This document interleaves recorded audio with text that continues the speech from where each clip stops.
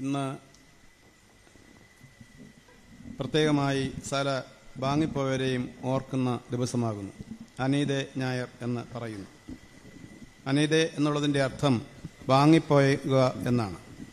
മാറ്റപ്പെടുക, വാങ്ങിപ്പോവുക എന്നാണ്. സകല വാങ്ങിപ്പോയവരെയും ഓർക്കുന്ന ഈ ദിവസം വലിയ നോമ്പിന് മുമ്പായി നാം ഓർക്കുകയാണ്. സകല പിതാക്കന്മാരെയും കഴിഞ്ഞ ആഴ്ച ഞായറാഴ്ച ഓർത്തു. ഇപ്പോൾ സകല വാങ്ങിപ്പോയവരെയും നാം ഓർക്കുന്നു. എന്തുകൊണ്ട് ഇവരെ ഓർക്കുന്നു? ഓർത്തിട്ട് നാം വിശുദ്ധ നോമ്പിലേക്ക് പ്രവേശിക്കുകയാണ്. വലിയ നോമ്പിലേക്ക് പ്രവേശിക്കുന്ന ഈ അവസരത്തിൽ അവരെ ഓർക്കുന്നതിനുള്ള കാരണം, വലിയ നോമ്പ് എന്ന് പറയുന്നത് സാധാരണ നമ്മുടെ ജീവിതത്തിൽ നിന്ന് വ്യത്യസ്തമായ ഒരു ജീവിതമാണ് നാം വലിയ നോമ്പിൽ നയിക്കുന്നത്. സാധാരണ ജീവിതത്തിൽ നിന്നും വ്യത്യസ്തമായി ഉപവാസം, നോമ്പ്, പ്രാർത്ഥന തുടങ്ങിയുള്ള ആത്മസംശിഷ്ടത്തിലൂടെ നമ്മുടെ ആത്മീയ ജീവിതത്തെ പരിപുഷ്ടമാക്കുവാൻ തക്കവണ്ണം വ്യത്യസ്തമായൊരു ജീവിതം നയിക്കുന്ന സന്ദർഭമാണ് വലിയ നോമ്പിന്റെ സന്ദർഭം. ഇത് മരണാനന്തര ജീവിതത്തിന് മുൻകുറിയും പ്രതീകവുമായിട്ടാണ് നാം മനസ്സിലാക്കേണ്ടത്. വാങ്ങിപ്പോയവരെക്കുറിച്ച് ഓർക്കുമ്പോൾ വലിയ നോമ്പിലൂടെ നാം മരണാനന്തര ജീവിതത്തിന് മുൻകുറി ആസ്വദിക്കുകയാണ്. ആ ഒരു വലിയ അനുഭവത്തിലേക്ക് നാം പ്രവേശിക്കുന്നു എന്നുള്ള ബോധ്യത്തോടു കൂടി വേണം വിശുദ്ധ നോമ്പിലേക്ക് നാം പ്രവേശിക്കുവാൻ. ഇവിടെ ഒരു കാര്യം ഓർക്കാൻ, 40 വർഷത്തിന് മുൻപാന്ന് തോന്നുന്നു, മനോരമയിലൊരു സംഭവം ഉണ്ടായിരുന്നു. അതായത് നീരജ മിശ്ര എന്ന് പറയുന്ന എയർ ഹോസ്റ്റസിന്റെ സംഭവമായിരുന്നു. നീരജ എയർ ഹോസ്റ്റസ് വിമാനത്തിൽ കയറിയ ആൾക്കാരെ മുഴുവനും ഈ വിമാന റാഞ്ചികൾ ഭയപ്പെടുത്തി അവിടെ നിന്ന് കൊള്ള ചെയ്യുവാൻ വേണ്ടിയൊക്കെ അവർ ആഗ്രഹിച്ചു. അതിനുവേണ്ടിയുള്ള വലിയ ഭയപ്പാടാക്കി എല്ലാവരും ഭയപ്പെടുത്തി നിർത്തി. പക്ഷേ ഈ നീരജ മിശ്രയുടെ നയപരമായ സമീപനം മൂലം ഈ മനുഷ്യനെ കീഴടക്കാൻ സാധിച്ചു. ആ കീഴടക്കലിൽ ഇവൾ മരണപ്പെടുകയാണ് ചെയ്തത്. എന്നിട്ട് നീരജ മിശ്രയുടെ ആത്മാവ് സ്വർഗത്തിൽ ചെന്നിട്ട് മാതാവിനോട് സംസാരിച്ചു എന്നാണ് വാർത്ത വന്നത്. അവൾ പറയുകയാണ്, മീഡിയ വഴിയായിട്ട് പറയുകയാണ്, ഞാൻ ഇന്ന് പ്രകാശലോകത്തെത്തിയിരിക്കുകയാണ്. സന്തോഷവും ആനന്ദവും എനിക്കുണ്ട്. ഈ ലോകം തരാത്ത സന്തോഷത്തിൽ, ആനന്ദത്തിൽ ഞാൻ എത്തിയിരിക്കുകയാണ്. അമ്മച്ചി എത്രയും വേഗം എൻ്റെ അടുക്കൽ വരണം എന്ന് പറഞ്ഞ് അമ്മച്ചി ആശ്വസിപ്പിക്കുകയാണ്. ഈ സംഭവം മനോരമയിൽ വന്ന സംഭവമാണ്. ഈ സംഭവം നമുക്ക് എത്രമാത്രം കേൾക്കുമ്പോൾ സ്വാധീനത ഉണ്ടാക്കുന്നുവെന്ന് നാം മനസ്സിലാക്കേണ്ടതായിട്ടുണ്ട്. മരണാനന്തര ജീവിതമെന്ന് പറയുന്നത് നഷ്ടത്തിൻ്റെതല്ല, ലാഭത്തിൻ്റെതാണ്. സങ്കടത്തിൻ്റെതല്ല, സന്തോഷത്തിൻ്റെതാണ്. കഷ്ടതയുടെയും പ്രയാസത്തിൻ്റെയും അല്ല, പ്രത്യാശയുടെയും അനുഗ്രഹത്തിൻ്റെയും സന്തോഷത്തിൻ്റെയും ഒക്കെ അനുഭവമാണ്. ആ ഒരു അനുഭവമാണ് ഇവിടെയുള്ള.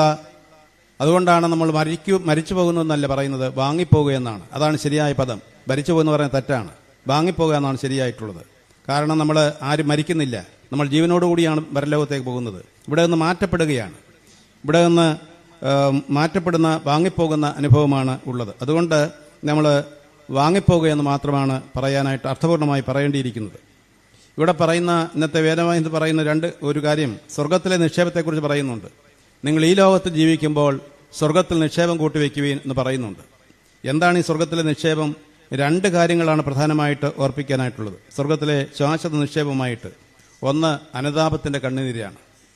ഈ ലോകത്തിൽ നാം ജീവിക്കുമ്പോൾ പാവമംഗലമായ ജീവിതം നയിച്ച്, സ്വാർത്ഥതയോടെ ജീവിച്ച്, പലവിധമായിരിക്കുന്ന പരാധീനതകളിൽ ഇടപെട്ട് നമ്മൾ മുമ്പോട്ട് പോകുമ്പോൾ നമ്മുടെ അന്ധകാരത്തിന്റെ അനുഭവം കൂടിക്കൊണ്ടിരിക്കുകയാണ്. എന്നാൽ ഈ അന്ധകാരാവസ്ഥയെ വിഭാടനം ചെയ്തിട്ട് പ്രകാശത്തിന്റെ പുത്രന്മാരും പുത്രിമാരുമായി തീരുവാൻ സാധിക്കണമെങ്കിൽ അനുതാപത്തിന്റെ കണ്ണീരൊഴുക്കാതെ സാധ്യമല്ല. അനുതാപത്തിൻ്റെതായ ആ കണ്ണുനീരൊഴുക്കുമ്പോൾ നമ്മുടെ ആത്മാവിൽ വന്നുകൂടിയിരിക്കുന്ന പാപത്തിന്റെ പിശറുകളെല്ലാം, അന്ധകാരങ്ങളെല്ലാം തുടച്ചു നീക്കപ്പെടുമെന്നുള്ളതാണ് സത്യം. ആകയാൽ അനുതാപത്തിന്റെ കണ്ണുനീർ ഒഴുക്കുക എന്നുള്ളതാണ് ദൈവരാജ്യത്തിലേക്കുള്ള പ്രവേശനത്തിന്റെ ഒന്നാമത്തെ ഈ ലോകത്ത് വെച്ച് ചെയ്യുവാനായിട്ടുള്ളത്.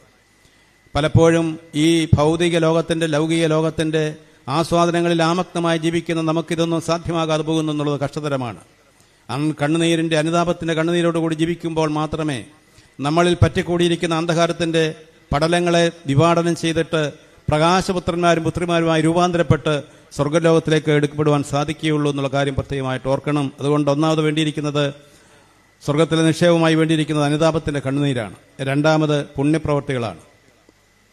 മറ്റുള്ളവർക്ക് വേണ്ടി നമുക്കുള്ളത് മറ്റുള്ളവർക്ക് വേണ്ടി പങ്കുവയ്ക്കുമ്പോൾ മാത്രമാണ്, പുണ്യപ്രവർത്തികൾ ചെയ്യുമ്പോൾ മാത്രമാണ് ദൈവസന്നിധിയിൽ എത്തുവാൻ തക്കവണ്ണം നമുക്ക് സാധിക്കുന്നത്. ഈ ചെറിയവരിൽ ഒരു ചെയ്തതെല്ലാം എനിക്കത് ചെയ്യുന്ന കർത്താവ് ഓർപ്പിക്കുന്നുണ്ട്. ദരിദ്രരും പീഡിതരും മർദ്ദിതരും പ്രയാസത്തിലിരിക്കുന്നവരുമായ കഷ്ടപ്പെടുന്നവർക്ക് നാം സഹായങ്ങൾ ചെയ്യുമ്പോൾ, അവരെ പുരോഗതിയിലേക്ക് നയിക്കുമ്പോൾ, അവരെ സഹായിക്കുമ്പോൾ നാം കർത്താവിനാണ് ഇതൊക്കെ ചെയ്യുന്നതെന്നുള്ള ബോധ്യം നമുക്കുണ്ടാവണം. ഏത് കഷ്ടതയും പ്രയാസമുള്ളവരെ സഹായിക്കുന്നുവോ, അവരെ ആസ്വദിപ്പിക്കുന്നുവോ, അത് കർത്താവിന് ചെയ്യുന്നതായിട്ട് കർത്താവ് തന്നെ പറയുന്നുണ്ട്. അതുകൊണ്ട് പുണ്യപ്രവർത്തികൾ ചെയ്യുക എന്നുള്ളതാണ് രണ്ടാമത് വേണ്ടിയിരിക്കുന്നത്. അനുതാപത്തിന്റെ കണ്ണുനീരും പുണ്യപ്രവർത്തികളുമാകുന്ന സൽഫലങ്ങളെ പുറപ്പെടുവിക്കുവാൻ സാധിക്കുമ്പോൾ നമ്മുടെ ജീവിതത്തിന്റെ അനുഗ്രഹകരമായിരിക്കുന്ന കരയേറ്റം സ്വർഗത്തിലേക്ക്, പ്രകാശലോകത്തിലേക്കായിരിക്കും എന്നുള്ളത് നാം പ്രത്യേകം ഓർക്കണം. നീരജ മിശ്ര പറയുന്നത് പോലെ ഞാൻ ഇന്ന് പ്രകാശലോകത്താണെന്ന് അഭിമാനത്തോടുകൂടി അമ്മയോട് പറയുവാൻ തക്കോണം സാധിച്ച ആ മുഹൂർത്തത്തെ നാം എപ്പോഴും സ്മരിക്കണം. ഈ ലോകജീവിതം ആസ്വാദനത്തിന്റെയും ആഘോഷത്തിന്റെയും ആക്കി തീർക്കുവാൻ വേണ്ടി വെമ്പൽ കൊള്ളുന്ന മനുഷ്യൻ ഓർക്കണം, ഇത് താൽക്കാലിക ജീവിതത്തിൽ ഈ ആഘോഷത്തിനും ആമോദത്തിനും യാതൊരു സ്ഥാനവുമില്ല എന്ന്. അതുകൊണ്ട് നമുക്ക് ലഭിച്ചിരിക്കുന്ന സമയം അനുതാപ കണ്ണീരൊഴുക്കുവാനും പുണ്യത്തിന്റെ പ്രവൃത്തികൾ ചെയ്യുവാനും തക്കവണ്ണം നാം എപ്പോഴും ജാഗ്രതയുള്ളവരായിരിക്കണം. എങ്കിൽ മാത്രമേ ഈ ലോകജീവിതം സൗഭാഗ്യസമ്പൂർണ്ണമായി തീരുകയുള്ളൂ എന്നുള്ളത് നാം പ്രത്യേകം ഓർക്കേണ്ടിയിരിക്കുന്ന സംഗതിയാണ്. കഴിവുള്ളിടത്തോളം ഈ പുണ്യപ്രവൃത്തികൾ സമാഹരിച്ച് ഈ ലോകത്തിൽ വെച്ച് തന്നെ നമ്മൾക്ക് സമ്പാദ്യങ്ങൾ വർദ്ധിപ്പിക്കാൻ തക്കവണ്ണം, പരലോകത്തിലെ സമ്പാദ്യം വർദ്ധിപ്പിക്കാൻ തക്കവണ്ണം സാധിക്കണമെന്നുള്ളത് പ്രത്യേകമായിട്ട് ഓർപ്പിക്കുകയാണ്. പ്രിയമുള്ളവരെ, ഈ ലോകജീവിതം താൽക്കാലികമാണ്. ശാശ്വത ഭവനം നമുക്ക് അവിടെയാണ്. അതുകൊണ്ട് എന്താണ് വേണ്ടിയിരിക്കുന്നത്? ആർജന സംസ്കാരത്തിന് സ്വാർത്ഥതയെ മാറ്റി വർജന സംസ്കാരത്തിന്റെ ലാളിത്യം നാം ഉൾക്കൊള്ളണം എന്നുള്ളതാണ് ഓർപ്പിക്കാനായിട്ടുള്ളത്. ആർജന സംസ്കാരത്തിന് സ്വാർത്ഥത മാറ്റണം, വർജന സംസ്കാരത്തിന്റെ ലാളിത്യം നമ്മുടെ ജീവിതത്തിന്റെ ഭാഗമായി തീരുവാൻ സാധിക്കണം. എങ്കിൽ മാത്രമേ നമുക്ക് സ്വർലോകം പോകുവാൻ തക്കവണ്ണം സാധിക്കുകയുള്ളൂ. നമുക്ക് ആയുസ്സും ആരോഗ്യവും ദൈവം നൽകിയതല്ലാതെ മറ്റാരും തന്നതല്ല.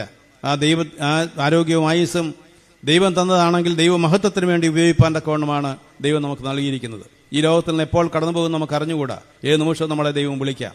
ആ സന്ദർഭത്തിൽ പാട്ടോടുകൂടി ദൈവസന്നിധിയിലേക്ക് പോകാൻ സാധിക്കണമെങ്കിൽ ജീവിക്കുന്ന ലോക ജീവിതം വളരെയധികം ദൈവമഹത്വത്തിന് വേണ്ടി ജീവിപ്പാൻ സാധിക്കണം.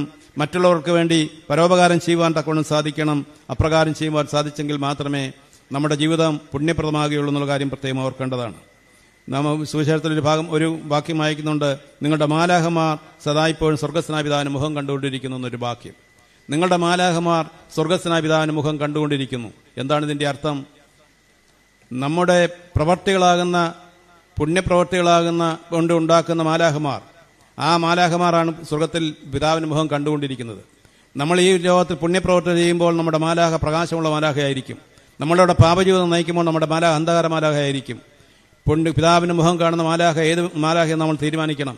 ദൈവമേ, അന്ധകാര മാലാഹയെ എന്റെ ജീവിതം കൊണ്ട് സൃഷ്ടിച്ചിട്ടുണ്ടെങ്കിൽ പ്രകാശമാലാഹയെ സൃഷ്ടിപ്പാൻ തക്കവണ്ണമുള്ള അദമ്യമായ ആഗ്രഹത്തിന്റെ ഉടമയാക്കി എന്നെ വളർത്തണമേ എന്ന് നാം ദൈവത്തോടെ കണ്ണീരോടുകൂടി പ്രാർത്ഥിക്കണം. പ്രകാശമാലാഹ നമ്മെ കൂട്ടിക്കൊണ്ടുപോകാൻ വരികയാണെങ്കിൽ, നമ്മുടെ അന്ത്യസമയത്ത് പ്രകാശമാലാഹയാണ് കൂട്ടിക്കൊണ്ടുപോകാൻ വരുന്നതെങ്കിൽ അവൻ പ്രകാശ ലോകത്തേക്ക് നമ്മെ കൊണ്ടുപോകും. അല്ല അന്ധകാരമാലാഹയാണ് വരുന്നതെങ്കിൽ അന്ധകാരത്തെ ലോകത്തിലേക്ക് കൊണ്ടുപോകും.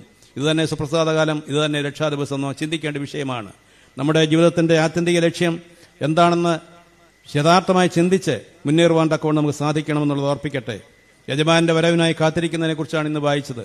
യജമാൻ ഏത് സമയത്ത് വരുന്നുവെന്ന് അറിയാകിയാൽ എന്ന് 3 കാര്യങ്ങൾ അവിടെ ചെയ്യേണ്ടതായിട്ട് പറയുന്നുണ്ട്. ഒന്ന്, അരകെട്ടിയിരിക്കണം, ഒരുക്കത്തോടുകൂടിയിരിക്കണമെന്നാണ് ഇവിടെ പറയുന്നത്.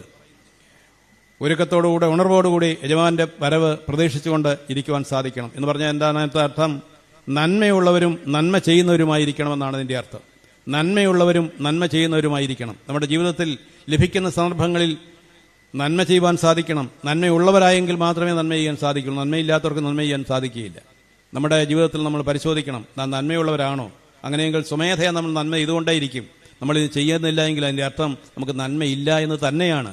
അതുകൊണ്ട് നന്മയുള്ളവരാണെങ്കിൽ കുറേയൊക്കെ ഉണ്ട്, ഇല്ല എന്ന് പറയുന്നില്ല, അല്പാൽപ്പം എല്ലാവർക്കും ഉണ്ട്. പക്ഷെ അതല്ല ദൈവം ആഗ്രഹിക്കുന്ന, ദൈവത്തെ പോലെ ആയിത്തീരുവാൻ വേണ്ടിയാണ്, നന്മയുള്ളവരായി തീരുവാൻ വേണ്ടിയാണ്. അങ്ങനെ നന്മയുള്ളവരായി തീർന്നുകൊണ്ട് നന്മ ചെയ്യുവാൻ തക്കവണ്ണമുള്ള ആ ഒരു വലിയ അനുഭവത്തിലേക്ക് വഴുവാൻ തക്കവണ്ണം നമുക്ക് സാധിക്കണം. പിന്നീട് പറയുന്നത്, വിളക്ക് കത്തിയിരിക്കണം, ജീവിതമാകുന്ന വിളക്ക് കത്തിയിരിക്കണം. കരിന്തിരി എല്ലാം മാറ്റണം, കറയൊക്കെ പിടിച്ചിട്ടുണ്ടെങ്കിൽ എല്ലാം മാറ്റണം, അനുതാപ കണ്ണീര് തുടച്ചു കളയണം. മൂന്നാമത് പറയുന്നത്, യജമാനായി കാത്തിരിക്കണം, എപ്പോൾ വരുമെന്നറിയാതിനാൽ യജമാനായി കാത്തിരിക്കണം എന്ന് പറയുന്നു. ഞാൻ എൻ്റെ വാക്കുകൾ സ്മരിക്കട്ടെ. ജീവിതത്തിന്റെ ക്ഷണികത നാം മനസ്സിലാക്കി എപ്പോഴും ദൈവസന്നിധിയിലേക്ക് പോകുവാനുള്ളവരാണ് നമ്മൾ. ഓർമ്മയോടുകൂടി ഒരുക്കത്തോടുകൂടി ജീവിപ്പാൻ ദൈവസന്നിധി നമുക്ക് സാധിക്കേണ്ടിയിരിക്കുന്നു. ഉണർന്നിരുന്ന് പ്രാർത്ഥിപ്പാനൊക്കെ സാധിക്കണം. യജമാൻ വരുമ്പോൾ ഉണർന്നിരിക്കുന്ന കാണുന്ന മനുഷ്യൻ ഭാഗ്യവാൻ എന്ന് പറയുന്നുണ്ട്. യജമാൻ ദാസന്മാർ ഭാഗ്യവാന്മാർ. ഉണർന്നിരിക്കുന്ന ദാസന്മാർ ഭാഗ്യവാന്മാർ. കർത്താവ് ഈ രണ്ടാമത്തെ വരവ് സംബന്ധിച്ച് ഞാൻ വേറൊരു രീതി പറയാറുണ്ട്. രണ്ടാമത്തെ ആത്യന്തിക വരവുണ്ട്. ചരിത്രം മുഴുവനും നിർത്തിയിട്ട് രണ്ടാമത് കർത്താവ് വരുന്ന ആത്യന്തിക വരവ്. അതിന് മുമ്പ് രണ്ടാമത്തെ വരവ് ഞാൻ വ്യാഖ്യാനിക്കാറുള്ളത് നമ്മുടെ ഈ ലോകത്തിൽ നിന്നുള്ള കടന്നുപോക്കാണ് രണ്ടാമത്തെ കർത്താവിന്റെ വരവ്. നമ്മൾ ഇവിടെ നിന്ന് പോകുമ്പോൾ കർത്താവിന് സമീപത്തേക്ക് പോകുന്ന കർത്താവ് നമ്മിലേക്ക് വരികയാണ്. ആ ഒരു സാധ്യത എപ്പോഴും ഏത് നിമിഷവും നമുക്ക് എല്ലാവർക്കും ഉണ്ട്. കർത്താവിന്റെ രണ്ടാമത്തെ വരവ് നമ്മെ സംബന്ധിച്ച് ഓരോ വ്യക്തിയെ സംബന്ധിച്ചിടത്തോളം അടുത്ത നിമിഷമാണ്. എപ്പോൾ നമ്മൾ ദൈവം വിളിക്കുന്ന അറിയില്ല. ദൈവ സാമീപ്യത്തിലേക്കാകുമ്പോൾ ദൈവം നമ്മിലേക്ക് വരുന്നതിന്റെ അർത്ഥമായി നമ്മൾ ഇതിനെ എടുക്കണം. അങ്ങനെയെങ്കിൽ നമ്മുടെ ഓരോരുത്തരുടെയും ജീവിതത്തിൽ രണ്ടാമത്തെ വരവ് അതാസന്നഭാവിയാണ്, ഉടൻ തന്നെയാണ്. അതുകൊണ്ട് ഒരുക്കത്തോടു കൂടിയിരിക്കണം. നമ്മുടെ ജീവിതം അലസമായി കളയുവാൻ തക്കവണ്ണം ഇടയാകാതെ ഒരുക്കത്തോടു കൂടിയിരുന്നു. ദൈവമേ, നീ വരുന്ന വേളയിൽ നിന്നോടുകൂടി കാണുവാൻ തക്കവണ്ണം ഞങ്ങളും പ്രാപ്തരാകുവാൻ വേണ്ടി ഞങ്ങളെ യോഗ്യരാക്കണമെന്ന് പ്രാർത്ഥിക്കണം. നമ്മുടെ എല്ലാവിധമായ കന്മഷങ്ങളെ തുടച്ചു നീക്കി പ്രകാശപുത്രന്മാരും പുത്രിമാരുമായി തീർന്നുകൊണ്ട് നമ്മുടെ പൂർവികരായ പിതാക്കന്മാരോടൊപ്പം ദൈവസന്നിധിയിൽ നിന്ന് ഹോസന പാടുവാൻ തക്കവണ്ണമുള്ള ഭാഗ്യത്തിലേക്ക് നമ്മെ നയിക്കട്ടെ എന്ന് പ്രാർത്ഥിച്ചുകൊണ്ട് എന്റെ വാക്കുകൾ സ്മരിക്കുന്നു.